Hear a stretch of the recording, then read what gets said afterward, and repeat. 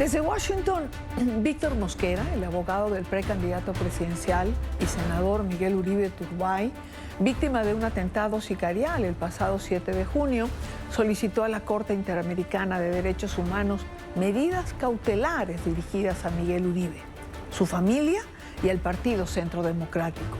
Señaló al gobierno de Gustavo Petro de injerencia en el caso. Roberto Macedonio, periodista permanente en la capital estadounidense, nos amplía la información. Roberto.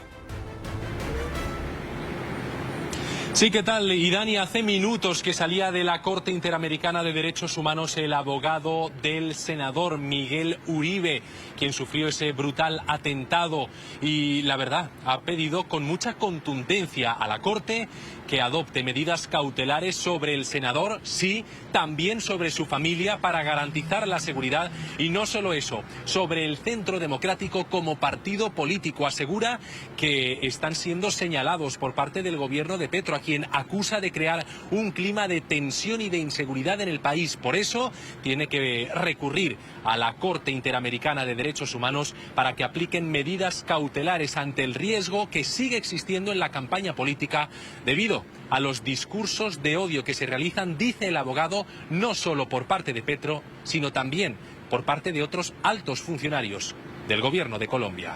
Presentamos nuestros argumentos y documentos sobre la solicitud de medidas cautelares en favor del senador Miguel Uribe Turbay y su núcleo familiar.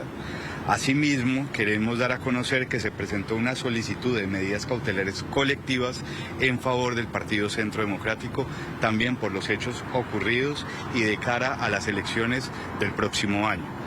El abogado también ha expresado su preocupación por lo que considera una grave injerencia por parte del gobierno colombiano en la investigación de este caso que está llevando a cabo la Fiscalía. No solo eso, pide al Ejecutivo de Colombia que se abstenga de hacer pronunciamientos sobre posibles culpables antes de que la investigación determine qué pasó exactamente aquel día. Estamos muy preocupados por la injerencia del gobierno nacional en las investigaciones. El gobierno nacional, a través del presidente, de los ministros y de agentes del Estado, han venido transmitiendo a la opinión pública información que no ha sido corroborada por parte de la Fiscalía General de la Nación y las investigaciones pertinentes. Esto es que han venido señalando a grupos al margen de la ley que por el momento debe ser mantenida una investigación abierta y no tratando de señalar qué grupo fue el responsable de este atentado criminal. Y no solo eso, el abogado también ha denunciado lo que considera una grave injerencia por parte del gobierno colombiano en la investigación de este caso. Y por eso lanza un mensaje a Petro y al resto de su ejecutivo. Les pide que se abstengan de hacer comentarios sobre quién es el culpable de aquellos terribles hechos, que se abstengan de culpabilizar a nadie antes de que la investigación determine qué pasó exactamente ese día. Entregamos 3 informes documentales a la CIDH sobre estos discursos de odio y estigmatización, no solamente del presidente actual de Colombia, sino de altos funcionarios que han venido desarrollando distintas campañas de estigmatización, de odio, no solamente contra Miguel Uribe, sino contra miembros de la oposición, y además han venido señalando a grupos criminales de este fatídico atentado, pero que finalmente se convierten en obstáculos para las investigaciones. Una solicitud más que hace el abogado Víctor Mosquera a la Corte Interamericana de Derechos Humanos es que este caso no solo se investigue por delitos como el de posesión ilegal de armas o tentativa de homicidio, sino que se debería considerar, según él, un ataque terrorista. Por eso pide que se investigue como terrorismo, ya que aquel ataque causó terror no solo en los círculos del senador y en su propia familia, sino en toda la población colombiana. Esa es la razón por la que el delito de terrorismo tendría encaje legal en este caso, según el abogado.